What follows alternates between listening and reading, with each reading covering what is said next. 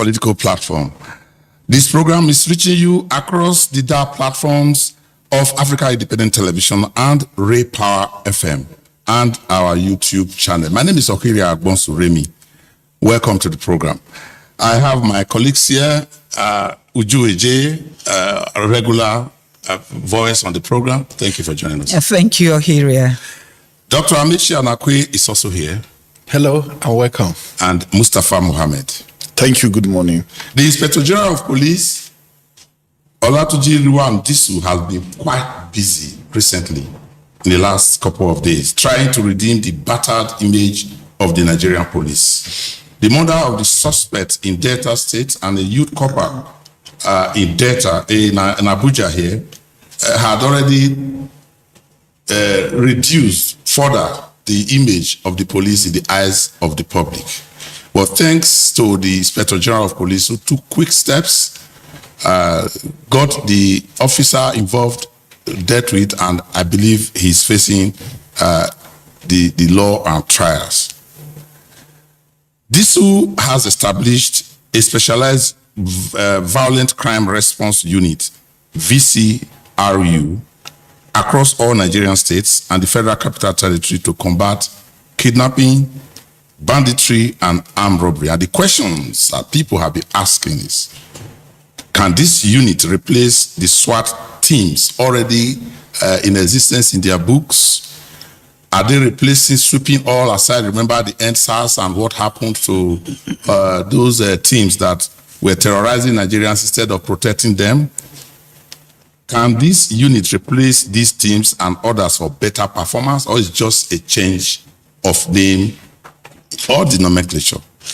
I believe that it is not enough to change the name, set up a unit, but it is to give proper training, proper orientation to the police so that they can perform better and serve the public. I think that even apart from giving them proper training, because of course they go through the police academy even before they become officers and they start wearing the uniform. I think it's the police themselves, practicing what they have learned, practicing what they have imbibed from the schools. I do not think it's just a change of name may do much, but of course getting them to adhere to the acts that set up the police was the acts of the different arms of actions within the force that they need to implement. I agree with you. I agree with you because what was SARS doing? What work was SARS doing? Is it not to end crimes? To end crimes, exactly. To stop, and it started well. Yeah. Armed robbery. Special anti-robbery. Was that not what SARS was set up? Exactly. This unit now, what is this set up for? So what, is it just the change of... I think let's look at these things holistically. How many police citizens do you have in Nigeria? Because it's a global standard, like how many doctors to how many citizens all over the world. Number two, the recruitment process of the Nigerian police force. What type of people are being trained?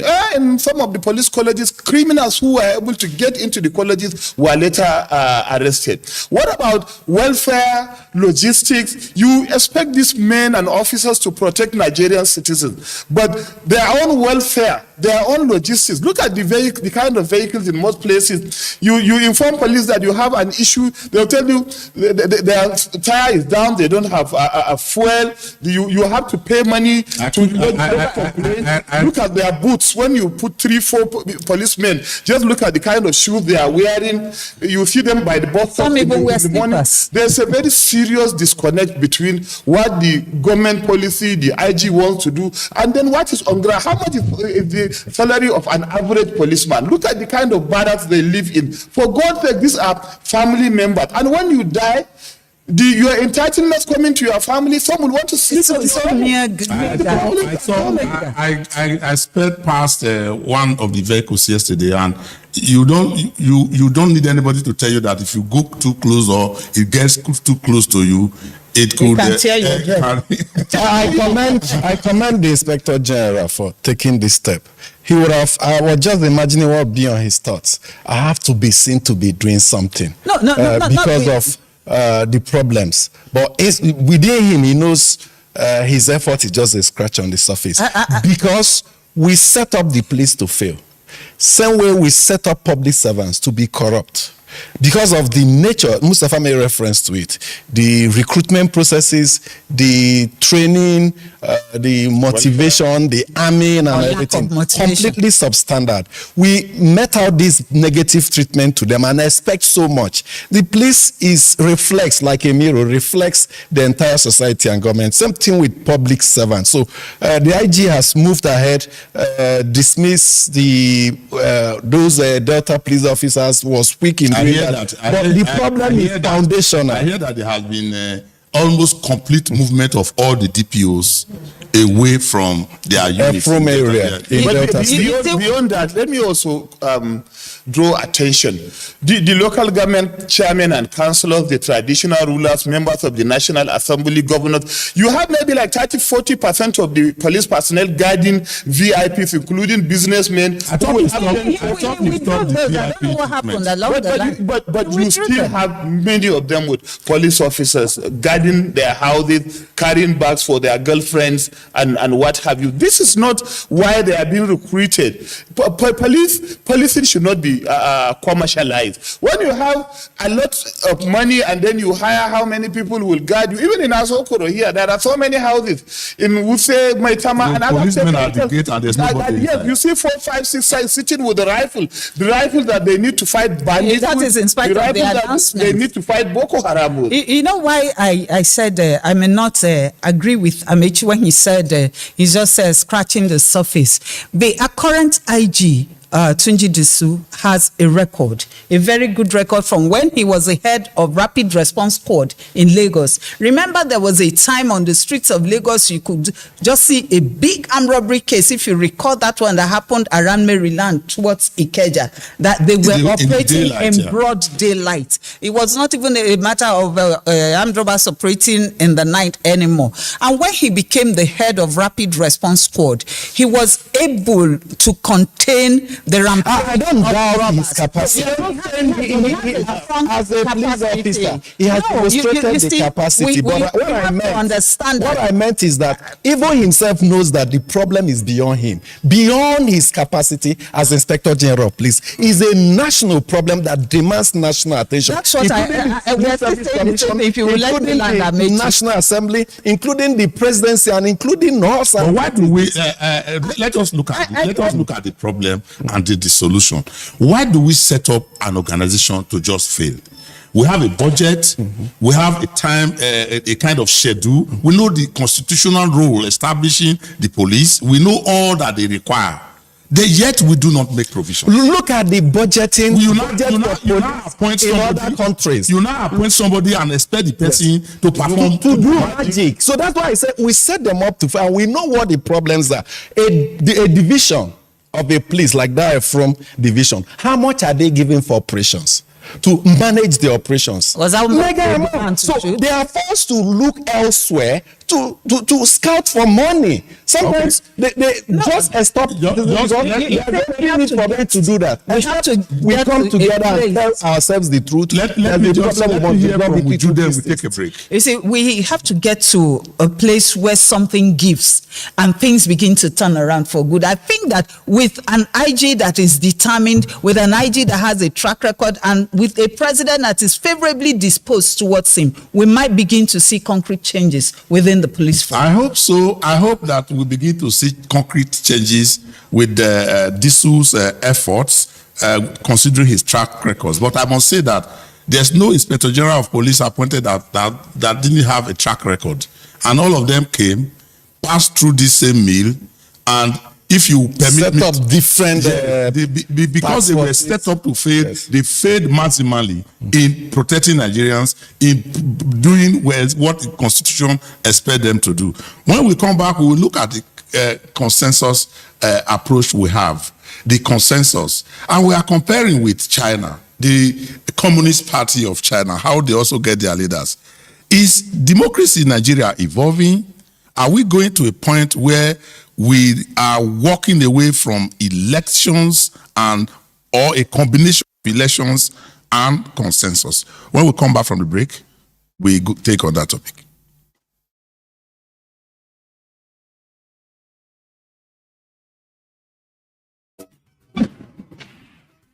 Miss anything from our real-time updates and exclusive content. Follow and participate in discussions on live TV studio programs to shape the narratives. Subscribe, engage, and share from AIT.live at AIT_online on X, AIT Online on Facebook, official AIT Live on Instagram, TikTok, and Threads on YouTube.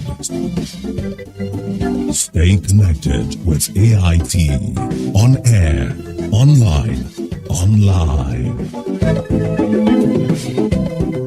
Get ready for a bold new chapter in political discourse. This month of May, the conversations that matter most are stepping into the spotlight like never before. Political platforms.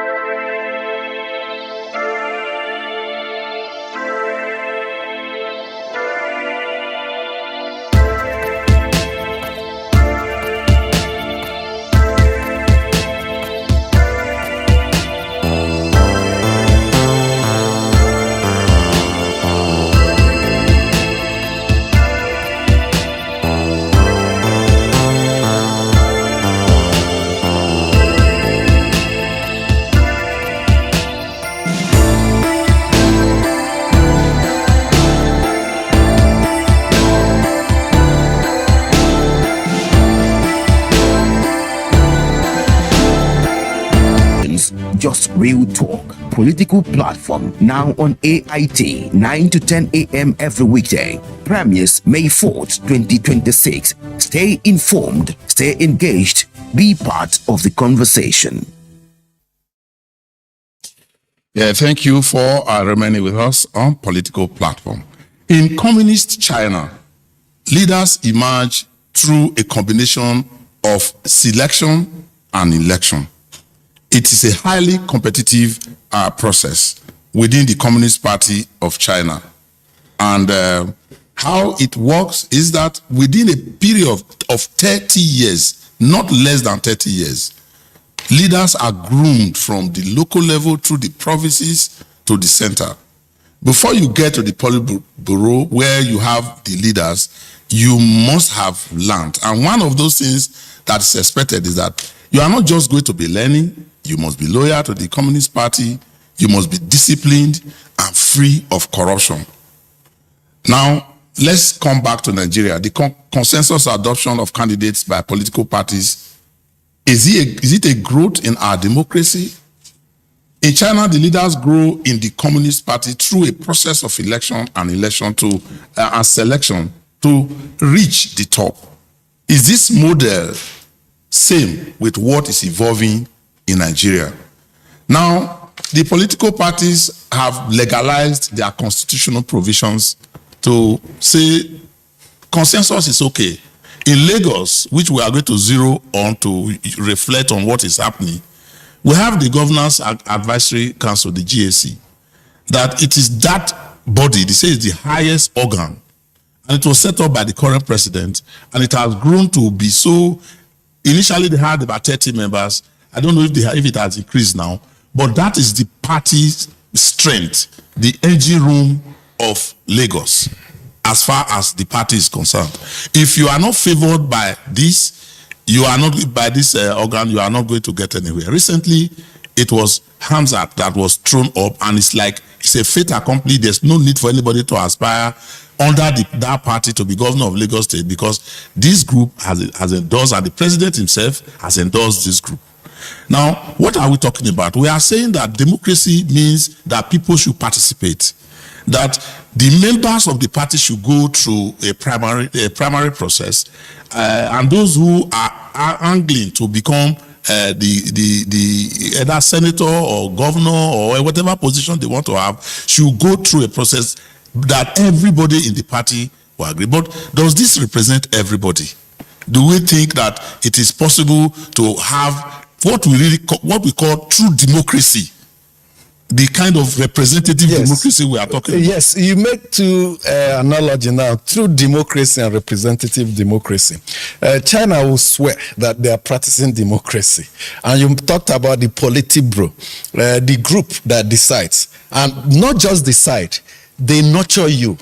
By the time you're leaving school, they've seen your capacities and capabilities. Yes. You're groomed and nurtured to the point that you have internalized the ideology, yes, the governance pattern. So by the time you're getting to somewhere in life, you must behave in a certain way. There are minimums, there are minimums for you. You cannot descend to. That's what they do, and they believe that they don't allow every citizens, those that are uninformed in their opinion, those that are illiterate, those that are driven by emotions, to determine who their leader is. Look at US, where every voter has a right, where any man can come from anywhere, use mass appeal and win votes. The Chinese think otherwise. But you talked about our own electoral act that made provision for consensus candidate and also the issue. That's what they are trying to achieve. Every nation, every society should look for a unique solutions to their problem. The Governors Advisory Council in Lagos can be likened to the Politburo in China. In China. Yeah. Why? Because they are the elite of Lagos State. Maybe you call it elite consensus. The elite will come together and say, look at what we want. They groom people. You're a commissioner. They do. Look at Commissioner, Chief of Accountant General of the State, the man that replaced Tinubu, his chief of staff, that groom, this one, you're a governor, you're a commissioner. So they groom people within their circle. That's what they do. They groom and decide. So that's elite consensus. But in most states, it started with godfatherism. I sponsor you to become a governor, and then I dictate to you. But then beyond that, so many of the governors, looking at the records of the EFCC, most often commit what allegedly a lot of financial crisis, and most of them are looking for anybody who can cover their tracks when they leave that. And as a result of that, democracy suffers. This is a recruitment process. Unfortunately, you find governors putting after them people who don't have the capacity. And as the next general election is approaching, we have seen several states now thinking about consensus. Then these consensus are becoming very controversial in other states like Nasarawa State, where they rejected. In Gombe, where we learn some of the aspirants are complaining seriously. But most of the states and governors, like I can tell you, hardly have any even blueprint for development that is expected to continue whenever they put anybody to come and... Mustafa, just before you come in, Uju, there's a reason why we started to build on this consensus approach. One of the reasons was the outcome, the rancor, exactly, the rancor, the kind of quarrel, the court cases that follow a selection or election of a candidate. There's always a problem, and sometimes you see that top party candidates, out of anger, move away from the party and they go to other political parties. They divide their votes. There's a lot of quarrel. That is one of the strong merits for say, can we come together and agree? But who does this agreement? Are they representative of the people? Are they truly representing the members of the party? Do the members of the party even have a role to play at all in this instance? And are we seeing an evolving method of selecting the candidate in the Nigerian political system that we have tried to say resembles what is happening? The white men, the Westerners say you can take your horse to the stream, but you cannot force it to drink from that stream. The truth of the matter is there's always going to be a protest vote. You can impose a candidate, but you cannot also force the voters to vote. And then secondly, some of the political reforms that we need to strengthen in democracy is to have independent candidates. Even if it means you're going to have like 20 candidates for political parties. If you begin to impose candidates in the name of consensus, it means you are undermining the very democracy that several activists over the years struggled to establish. Exactly. So many of them either left the country, including the president himself, who went on exile that time, or so many who went to jail.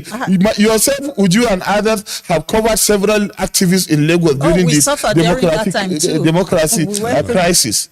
Right. We all suffered. I remember when we had to trek from Unilag to Abiola's house almost on a daily basis. Of course, there was no transportation. I remember going to Idiaraba, where some youths were fighting. I recall the case of the 19-year-old boy, the only son of the mother that died in that fracas. And those were things that when you remember, you become heartbroken at what you are seeing today. Because people paid a lot of price for what we have today. Are we trying to use the consensus to avoid those suffering? I mean, we don't want to go back. The aspiration to fulfilling the aspiration of those who laid down their lives, the aspiration of Nigerians that they represent. I think that the consensus thing, in some cases, because of their no-go grip people, may be handy, but it shouldn't be a general thing. It shouldn't be a general thing. Democracy is government of the people, by the people and for the people. I think that the people should be allowed. And when I talk about the people in this case, you talk about party members who also represent certain sections of their society. And if these people tell them this is who we want and they go to the party to try for, to fight for those people, they should be given a chance. Direct primaries. You remember when they used to queue, you queue behind your candidate. Option A4. And, these are simple ways of determining things that are so transparent. Even in most cases, it's difficult to go to the court because it happens openly. The way the society is modeled, this idea of let the people decide is we are not mature for that. No, it's not. It's people don't really decide in reality. That's what you call iron law of oligarchy. Every organization, if you hijack it and run the organization, even in the state you're living, if you hijack the leadership, even within family units, you see some two persons come together, hijack, and try to provide the way forward. Even within the party, who are the people that nominate members of the National Working Committee? These are elites that put these things I think you have raised the point together. I think you have raised the point, Amechi, because you see, when you are how do they say it? He that pays the piper dictates the tune. The people we are talking about, party members who say they should be given the opportunity to participate and decide. How much financial responsibility do they have? What's their stake? What's their stake? And for those people who want to face the elective process, if it is the contest we want to face, how ready are they actually to face the contest? Can you actually stand up and tell the president, for instance, you hear that the president has said Hamza is endorsed because GAC has endorsed. Of course, we know that before the GAC endorsed, the president would have been consulted to say, look, this is the person we are thinking. If it's not the one that we will tell them, please think about it. Remember what happened with Ambode when the decision was taken by the Governor's Advisory Council to stop him from going for a second term. Pressures were put on Bola Tinubu, the then national leader of APC. But he said, they have decided I can't go against them. Now, Lagos model, that's the reason he gave. And it would have been difficult because of that elite consensus that they have built. The problem in other states, like in Nasarawa, is that the level of consultation done in Lagos, they don't do it. They think, I have the sole right. I must anoint my successor. That's the idea, and that's why it breeds. You don't have this kind of united. You have to sell that your preferred candidate to the stakeholders. You have to come down from your high horse, visit them. Bola Tinubu is very good at that. Visit you in your home, profile reasons why we are going this way, and give you trade-off. That's why it's difficult for a former governor in Lagos to go to a Senate, because they use it as a trade-off. Okay, you can't go here. Okay, why don't you go to the Senate? We'll give you this. So these are what governors don't do in their states. They control everything without letting go. So you need to consult why there are people in every state. There are people that own that state. There are what we call owners of Nigeria. That's why if you want to be president, there are places you must visit. You see that hilltop? You must visit it. Mina? You see, yes. You see, there are places you must go to reach out, because these are the owners of Nigeria. In every state, there are owners of a state. If you want to prevent that acrimony on your choice of your successor, you must make out time to sell them to the owners of the state. If not, there will be problems. I think that's what the younger generation is trying to break away from, to break free from. I recall at that time, Austin, you also recall in 1999, 98, 99, towards the, the birth of this... the current democracy. Yeah, the current dispensation. You saw a situation where the groups like Afenifere and co, would anoint candidates. In fact, this anointing started from the time of Awo. And then Afenifere imbibed it. Afenifere was practicing it. Omo lagbaja leleyi, omo wani eje ose. That was this is the son of omo wani. Let us support the person. Exactly. His father fought for democracy in 1960 something. The father is no more. Let the son go. Most of the people who came to the National Assembly in 1999 were offsprings. They were handpicked. They were offsprings of such persons, regardless of whether they had the real capacity or not. But in most cases, you will be fair to them. The young men did fairly well. But I'm saying that it is not right. Everybody who aspires should have an opportunity. Let there be fair contest. Let the people face fair contest on level playing fields, and let the that's the ideal democracy. That's the ideal democracy. That's the utopia. Maybe she's talking about positive discrimination, but you see, it's the biggest problem. However, it's not the choice. The biggest problem is in most of the states, the electorates do not consider blueprints, do not consider the achievements or otherwise of the person who is living. In most states, they just blow sirens, take people to Mecca and Jerusalem, allegedly loot the treasury. They come out very rich with houses in Atokoro, Metama, estates here and there, buying houses in Dubai and other places. Meanwhile, their electorates in the rural areas don't have good water. You're talking about rural electrification. Primary health care are empty in most places. The governors build empty structures, invite our colleagues, journalists who collect little things and they don't prop. Tapes were cut and they clap. The same thing with huge buildings. I just saw a commissioning of one mega school on TV yesterday, live coverage. You need to go and visit that place after the commission. The truth of the matter is, it's not what the elites do. Our electorates really need to wake up. You need to have a feedback mechanism. Now that's the question I wanted to ask. I wanted to come back to Dr. Amechi. I wanted to find out if, for instance, the people, the ordinary people who are going to the polls, because ultimately they are the one that determines who is elected. Yes. Now, a particular political party like the APC we are talking about in Lagos can decide to adopt or adapt the consensus approach because it's in line with the constitution and say, look, the other one is rancorous, we don't want to have quarrels. Whereas the PDP, as the case may be, or any other party can say, no, we are going through a process. Where does the ordinary voter? Yes. Where does the ordinary voter? For elections, it's just an avenue for the masses to validate the decision of the elite. The elite, okay, look at NDC now. Do you know those that are driving it? You know, Olusegun Obasanjo is involved. There are some interests behind P2B. These are a sub-interest in the Nigerian Federation. And Kwankwaso. Yes, Kwankwaso and other. You know the NDC, the Atiku people, the northern interests behind him. You know the APC, you know the interest behind it. So at the end of the day, because of the control they have over these platforms, they will just present us their options and say, voters, okay, validate. So it's representative democracy. You do not directly decide who.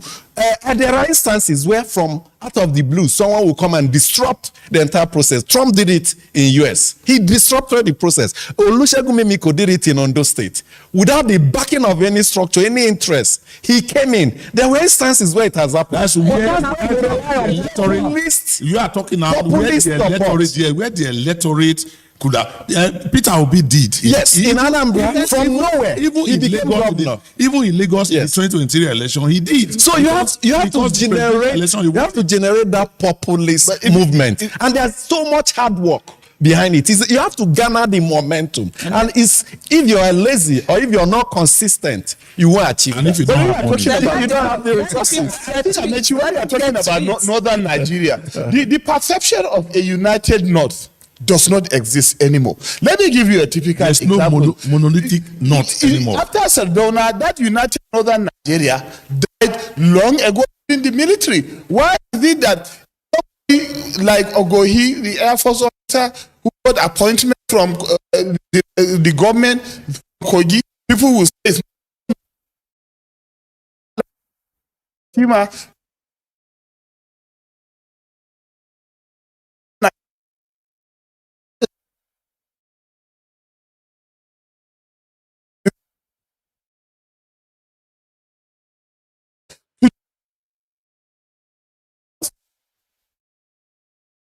a chief or Idoma from Benue have equal rights to become Yoruba man from Kogi. They all have equal rights to become president and vice president. That's why if you begin to talk about North and co-North, it's virtually a disrespect for so many other North. Because we're talking about... No, I didn't mean disrespect. I'm talking about the general perception. Yes, general perception. When I said the co-North, you understand what I'm saying. No matter how... I didn't say North, I said... No matter how fiercely you debate the issue of whether there's a core north or there's no core north, or united north, whether there's a united north or there's no united north, there are people in northern Nigeria. That's what Dr. Michi is trying to say. There are people in northern Nigeria, the emirs. Those who are, they could even be they are politically exposed now. There are certain times that the North would have a meeting now. They will call Father Hazan Kuka because it's a northerner. Kuka belongs to the Christian North. Yes. Apart from the corner, there's the Christian North, and that's what P2B targeted their votes in 2023. Now it's Tinubu that's targeting their vote in 2027. There's the peripheral North. So this. That monolithic north has broken up, and it's natural. Things evolve over time. We see these evolutions, and they are part of life. And it's just for us to take note of this evolution and begin to predict the outcomes. Okay, let's go near. Let us go near the Senate. When you finish, by the time you finish, we go near the Senate and take what Adams Oshomole yesterday, a very strong issue he raised about how to deal with the South African case. Please just wrap up quickly. No, let's just appeal to the governors. Yes, the ball is in their court. They have the muscle right now, but let them at least be more Nigerian in whatever they do in selecting candidates. Because in electing candidates, so let them think of the people. Let them think of the benefits of the people, and not just their personal interest. It's very, very important. Let me quickly add, the selection will continue because there's what APC did in Osun State and Ekiti State. If you think you want to go beyond and not adhere to the consensus, they will refuse to. They disqualify you. When you buy form, you submit it to the screening committee, they will just disqualify you there. And that's the end of the matter. God will help us. All right, if let's go near the Senate. We are supposed to have Senate spokesperson Yemi Adaramodu as our guest. That's our schedule for today. I hope he comes up. He's not here yet, but let's go close to the Senate to see what is happening in the Senate, what happened in the Senate yesterday, and we'll use it as an anchor to discuss the South African attitude, their own way of treating foreigners, not just Nigeria, and the solution that my former governor, Adams Oshomole, is putting on the table, proposed the way we can go around it. He actually said there should be a quick reversal of our accommodation of South Africans doing business here, and he called for a quick shutdown of it. If we have that track, then we can take, let's take it and let's see what he has to say, and then we discuss.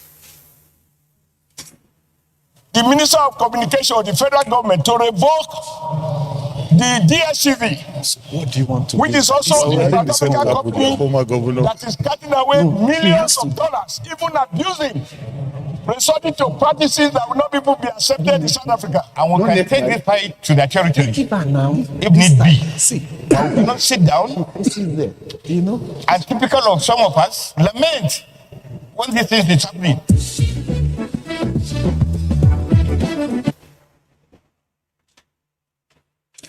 Yeah. Some person said when that was being debated, I listened to a radio program yesterday, and they said it probably will not be diplomatic. That Nigeria should rather take a very serious diplomatic approach. That if the president of Nigeria calls the president of South Africa directly, or sends an envoy to South Africa for the purpose, special high level envoy, like a former head of yes, go there and tell them that we are becoming uncomfortable with this. That could solve the problem. He could, if it is possible for him. We don't know how much distance he has with the ordinary persons on the street. I'm talking about the president of South Africa.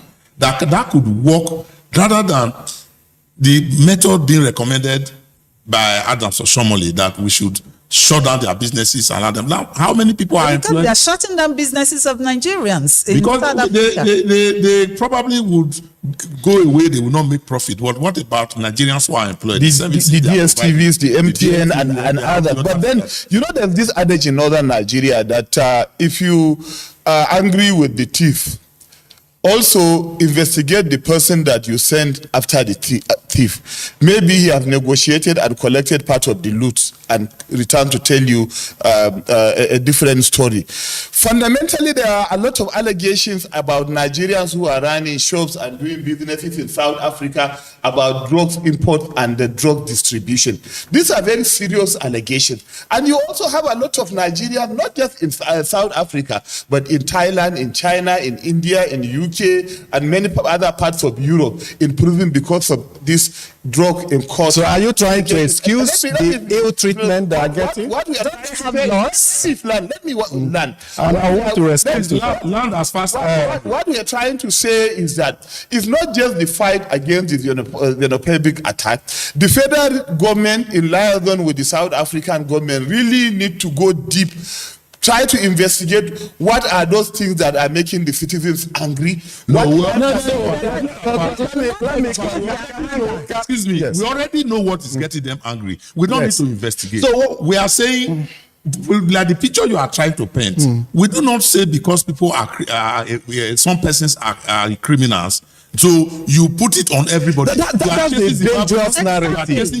Very dangerous. Because in Nigeria, what has the Chinese not done to us here? They kill our Indians. Women. There are strong allegations that they arm these illegal miners and cause instability in this past where you have take slavery in their companies. Yes, what do they not do here? Have we targeted Indians and say we kill you, we drive you out of this country because you're committing those crimes? In US, Arabs carry out suicide bombing. US has not said we are chasing them away because of that. France, and this is part of the thinking in government that, is the attitude of Nigerians that have stopped government from acting. As we speak, has there been any codified Nigerian government reaction apart from what the mission in South Africa is doing? These are just normal channels. You cannot they should go beyond those high. They should take high-level action in dealing with this. Diplomatic relation is well established. Is do me, I do in street language. Yes. There's what you call reprisal. If you carry out a legitimate action against my interests, I will carry out a reprisal. An illegitimate action, it could be airstrikes, it could be attack. There's what you call retortion. If you do an unlawful but something that hurts my interest, I must respond. What has been the response of the Nigerian government to what our citizens are going through. For the US, one attack on one citizen is can an attack force on the country whole of to the go to US. war. So there are levels of reaction. You mentioned one of them, send a high-level envoy, speak to them directly and hope to get a response. If that doesn't work, you get to the next level. You use tariff, you use lack of investment, you use nationalization of the asset. Recall of Ambassador. There are so many levels. What has the Nigerian government No, what done? we have done Nothing. What we have done is to take a plane to South Africa I say, bring and them ask back. Nigerians who have been established in South Africa for a long time, who were doing legitimate To leave their businesses. businesses Remember and that many of these people they are attacking, they go to their shops, which means that Nigerians are actually legitimate. So if Nigerians outside violate the laws of a country, try them based on your laws. Simple. Try them. That's what international law demands. No, what If they commit murder, try them and punish them for murder. Amechi, what we're even looking at is the reaction, and it's very deep. It's something we must talk about. How is Nigeria reacting? Because we are just reactive. We don't look at events on ground. What is our NIA doing? Because at the end of the day, we have foreign components of our security briefs. They are embedded in our high commissions and embassies. They should know some of these things before they begin to happen. Now, what are they doing? We have so many channels to apart from what Nigeria is doing, what about the security agencies in South Africa? Are they not supposed to also maintain the law? Let us leave. No, but Wait. they also owe Nigerians the duty let us leave what to South Africa protect is them doing. even in that land. No, let us leave what South Africa is doing for South Africa. We are looking at What we can do on our own. doing. Yeah. What are we doing? I know, well, like Mustafa is very emotional about maybe some Nigerians go out there to China to. We have had Nigerians executed in some countries. Yeah, maybe in even South Malaysia. Africa, there. But we are not saying that we have the perfect combination of Nigerians anywhere. We also don't have the perfect combination of foreigners in Nigeria. We have criminals here. We have Nigerians that are holding down the healthcare system of UK, US, and even South Africa. Have we not arraigned Chinese in our courts and tried them for offenses? We have done that. What is Nigeria doing? What we do is to say, go and bring those who want to come back. They hurriedly assemble an aircraft. They go to South Africa and bring back Nigeria into unemployment here, into what and they ask them to for. Pay for the flight. Yes, they pay for the flight. They are assembled, they are processed and handed over maybe to their states, and that is how all you end. So are we going to continue to bring back Nigerians who are being persecuted abroad for no just reasons? And who are also doing businesses that employ a lot of South Africans? So it is not just about South Africa. South Africa have a right to protect those who are working in their environment. And again, another thing to look at is the body language of the South African government. Because if you look at the trend of things, we have not had, apart from the young man, the fiery apart from Malema, I have seen saying, look, these people stood for us when we needed them. Exactly. Their fathers sacrificed. Our fathers attended their schools free of charge. They contributed money. They gave us everything. The others are speaking through both sides of the mouth, including President Cyril Ramaphosa. And that's because of the elections that are local council elections in South Africa will come up in a matter of months. And unlike here, local councils, they wield the biggest powers. And the emotion within this majority South African voters is this xenophobia. So those in government, politicians are very careful not to openly condemn it. It's on record that the only politician that, you've said it, that openly, without mincing words, condemned that action of this South African is Julius. Every other person is trying to find a way because of this political consideration. So they elevate their political interests beyond the safety of African migrants. And for Ramaphosa, who benefited so much from Nigeria, he lived in Nigeria for a while. Thabo Mbeki. Oh, sorry, Thabo Mbeki, yes. No, Ramaphosa too was a bit involved with labor unionism in Nigeria. I think we should just take a break now before we wrap up with the event in the Senate, based on the perception that the Senate is a rubber stamp. What are they doing? But before we get to that and conclude with it, let us quickly go to our mailbox to take your responses to what we say on the program here. Let us look at what you have to say about what you have seen with us, talk about here, your own honest opinion about the events in Nigeria politically and the developments around. And let's go. Thank you very much, Akosiremi. And welcome to Citizens Perspective, and thank you for joining us this morning, where we share your thoughts on critical national issues across all digital platforms. My name is Fumilayo Imokai. Our focus this morning is on the recent political development in the country, looking at Atiku Obi personal dynamics as well as political parties as we approach the 2027 general election. We will be sharing. Okay, it does appear that your sound is not going out as much. They will just quickly rectify it and then would come back to you. The emails are always very, very, very nice. Let's take a break and then we'll come back. Break online. What's wrong with the microphone? Power that microphone. Make things. Don't miss anything from our real-time updates and exclusive content. Follow and participate in discussions on live TV studio programs to shape the narratives. Subscribe, engage, and share from AIT.live. Check if it's working now. AIT_online on X, AIT Online on Facebook, official AIT Live on Instagram, TikTok, and Threads on YouTube.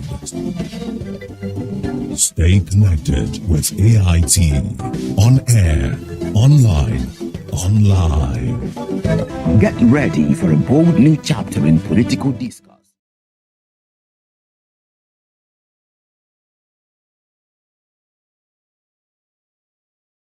Hard-hitting, no holds back. Can they use that mic? Trusted on Ray-Power Radio is making a powerful move to television. Starting May 4th, 2026, tune in to Africa Independent Television, AIT, as political platform debuts on your screen, bringing deeper analysis, sharper debates, and shaping our nation's right into your screens. From policy and politics breakdowns to real-time discussions with key stakeholders, this is more than a program. It is where opinions are. I think you will take just 2-3 mails. Don't take all the mails, please. We have no time. It's already 9:50. Hosts and expert guests as they tackle the issues that define our democracy. No filters, no distractions, just real.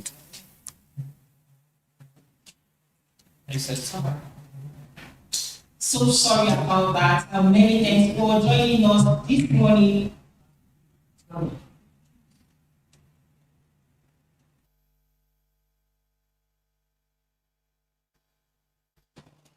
Yeah, so sorry for that. We're going back to Fumi now to continue with the mails. Fumi, just go straight to the mails, please.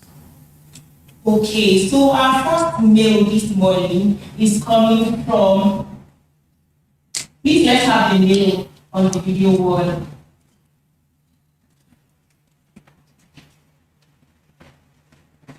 Let's have the mail, yes. So our first mail this morning is coming from Mano Nkama from Gomon Estate, Alimosho, Lagos. And he said, please, I crave your indulgence to observe that Peter Obi and Rabiu Kwankwaso abandoned ADC and joined National Democratic Congress, NDC, is commendable and strategic. Hence, the ruling party, APC, has openly boasted to scatter it.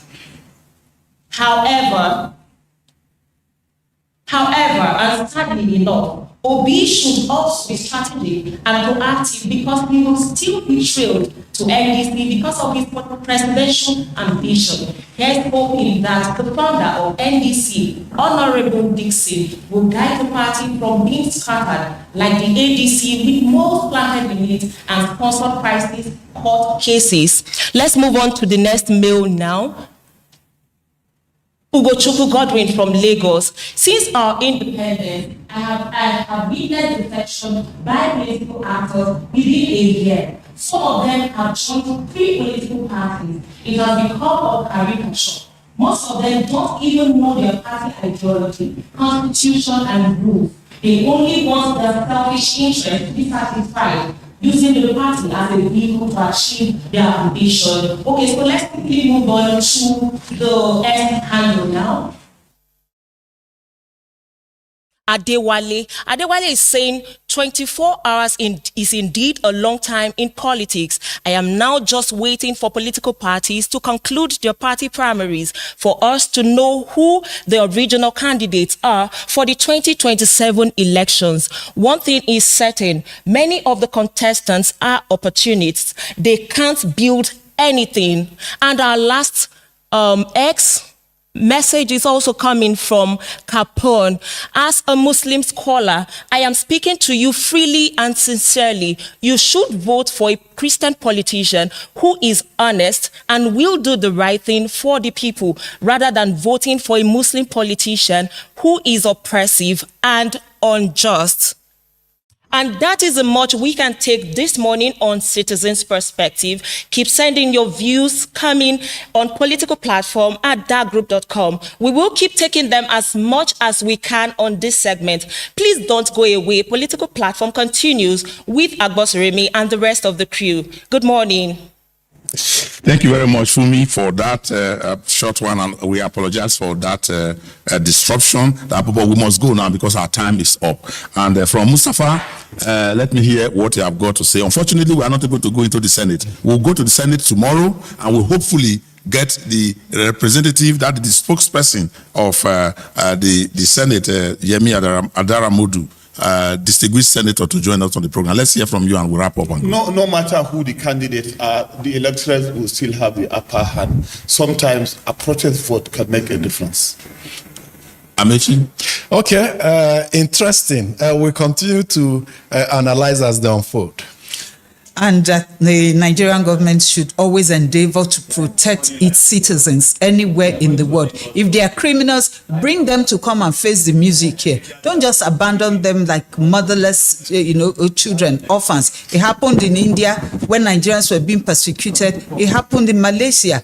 It cannot continue. Nigerian citizens matter anywhere in the world. Okay, I'm going to take you up one day, Uju, on, I think we should discuss the role where the women are playing the role. We need to encourage our women, yes, and also ask our women, our men, to give the women a chance as we move towards 2027. Just because like I'm not seeing, president. Because I'm not seeing the action yet from men encouraging women to participate. It's like it's an all men.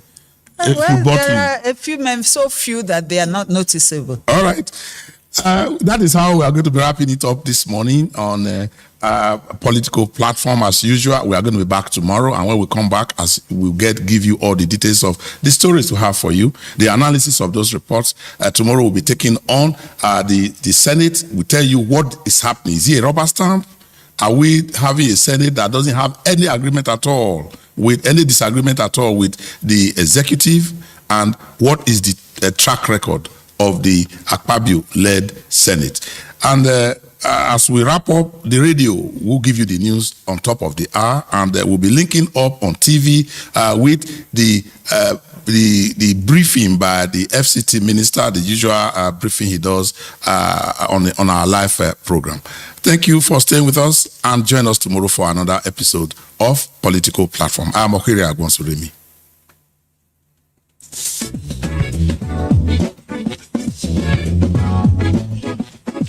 You always remind stuff that, okay, let's keep 5 minutes. 5 minutes to run there. You have to be very careful. Ozubaku from IT, he was monitoring us. He said, no, read what he said.